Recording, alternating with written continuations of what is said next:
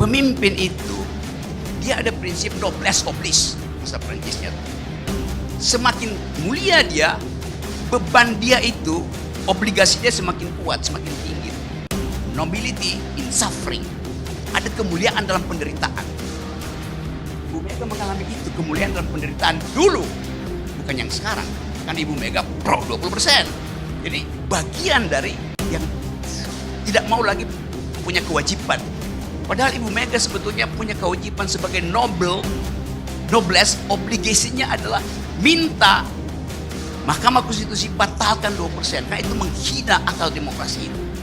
Itu yang kita tunggu. Jadi sekali lagi, saya kasih Buya ini supaya ada pendidikan politik mendasar pada Republik ini. Terima kasih.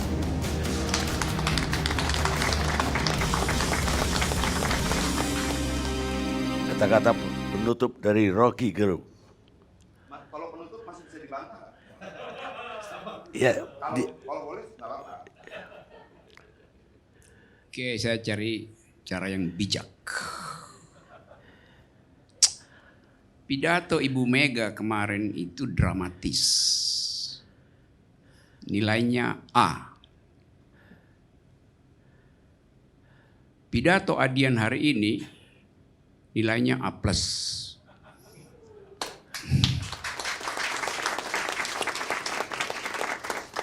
A untuk retorika, plus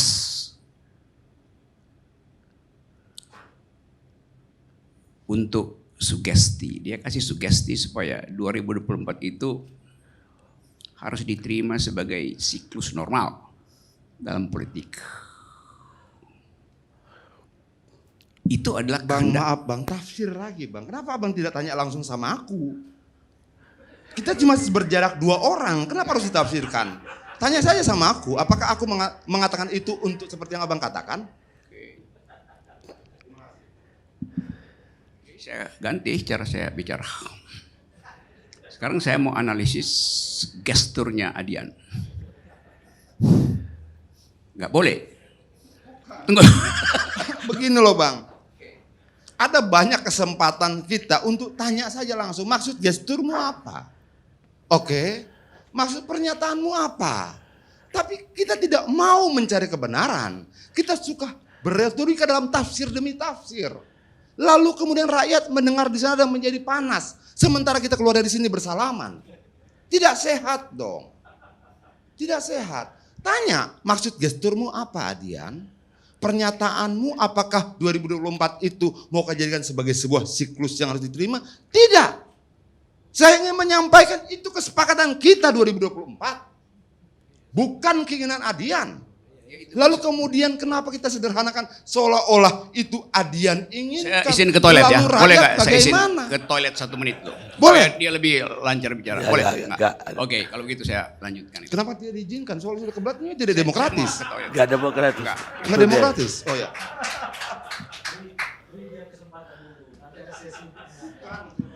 Jangan menafsirkan Adian. Iya, ada tapi Adiannya, tanyakan saja. ada waktunya nanti untuk menyanggah Oh, itu. siap. Itu etika berdialog namanya. Etika berdialog jangan menafsirkan orang. Ya, ada nanti waktunya bagi dirimu untuk menyanggah itu.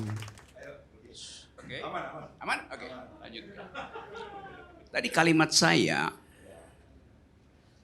Adian saya kasih A+, retorikanya A, sugestinya plus. Kenapa? Karena dia kasih sugesti. Ingat kata saya itu, sugesti bahwa 2024 itu adalah normalitas dari siklus kepresidenan. Gimana saya kasih tafsir? Emang itu sugestinya begitu kan? Karena dia mengatakan, mari kita tuntun ini sampai 2024. Itu yang disebut sugesti itu. Sampai di situ dulu. Kalau mau protes silahkan sebelum saya lanjut. Ketika dikasih kesempatan dilarang yang ini, jadi bingung saya. Enggak, terus. Ada kesempatan? Bang Rocky, lanjut Bang Rocky. Nggak ada Rocky lanjut. kesempatan. Dia kasih kesempatan sama saya. Kenapa keberatan yang lain? Bang Karni, saya kira biar lanjut Bang. Biar lanjut. Adian biarkan aja dulu. Lanjut. Abang, Yang terakhir nanti. aku tetap tenang Bang. Oke? represivitas terhadapku cukup banyak di masa lalu. Dan kita menjalani dengan ketenangan. Apalagi cuman ini. Lanjut Bang. Jadi nggak ada sanggahan. Lanjutkan terus. Yes, nice guys. Tadi saya pakai istilah dramatis itu. Sekarang saya mau terangkan apa artinya drama. Di dalam tradisi ilmu pengetahuan, drama itu dimulai ketika diperlukan cara untuk mengevaluasi moral manusia. Ada profesor komunikasi yang pasti tahu tentang yang disebut the Greek tragedy. Tragedi Yunani itu. Saya akan sebutkan beberapa istilah. Kalau diperlukan klarifikasi, saya terangkan itu. Tragedi Yunani itu. Panggung tragedi Yunani biasanya dibagi dua. Zin dan obsin. Di depan dan di belakang. Sin artinya layar. Dan di belakang ya layar. Bahasa Inggrisnya obsin. Dari kata obsin, di belakang layar. Tapi dari kata itu juga timbul kata obscenity. Apa artinya obscenity Pak Profesor? Oke.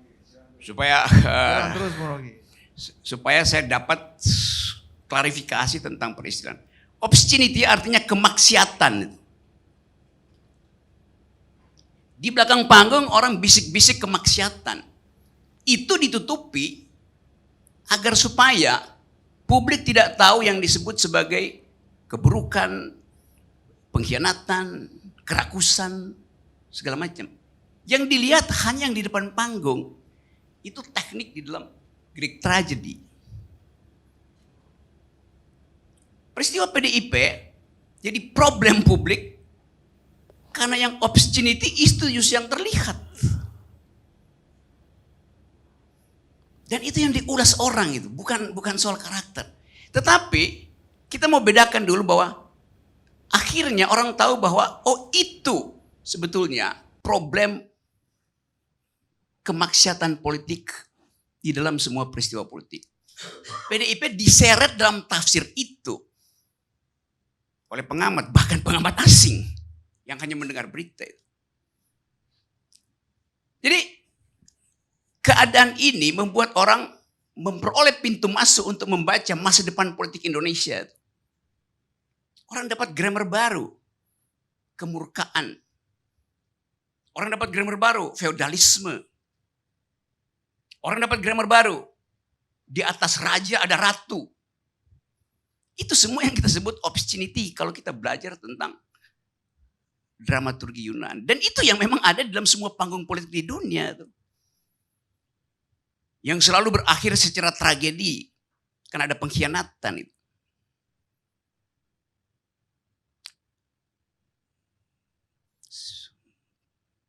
Ada bau busuk di Denmark. There's something rotten in Denmark. Di dalam lakon Shakespeare.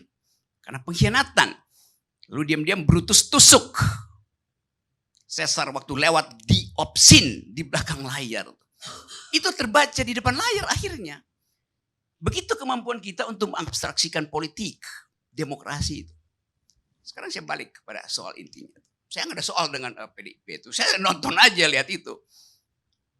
Tetapi di belakang Greek tragedy itu, atau sebut aja PDIP tragedy, ada problem lebih mendasar dari sekedar Ibu Mega itu. Ibu Mega itu sin. Opsinya adalah olah-olah orang terhadap Ibu Mega. Yang sudah diterangkan oleh Adian. Tetapi ada panggung lain, yaitu di bawah panggung itu soalnya. Yaitu berebut tiket untuk pergi pada pertandingan politik 2004. Berebut tiket. Kenapa harus berebut tiket? Karena dipasang barrier to entry untuk nonton drama. Yang kita sebut presidential threshold. Kedunguannya di situ. Kalau nggak ada presidential threshold, nggak akan ada tragedi itu. Nggak ada permainan pengkhianatan, obscene yang disindir oleh Ibu Mega dengan cara yang sangat bijaksana. dan tajam itu. Ngerampoklah punya orang. Bahwa ini koalisi-koalisi, apaan koalisi itu? Ini sistem presidensial. Yang memang harus diteruskan logikanya. Kerjasama boleh, koalisi jangan. Suruh aja Google, koalisi dalam bahasa Indonesia artinya kerjasama. Sama aja.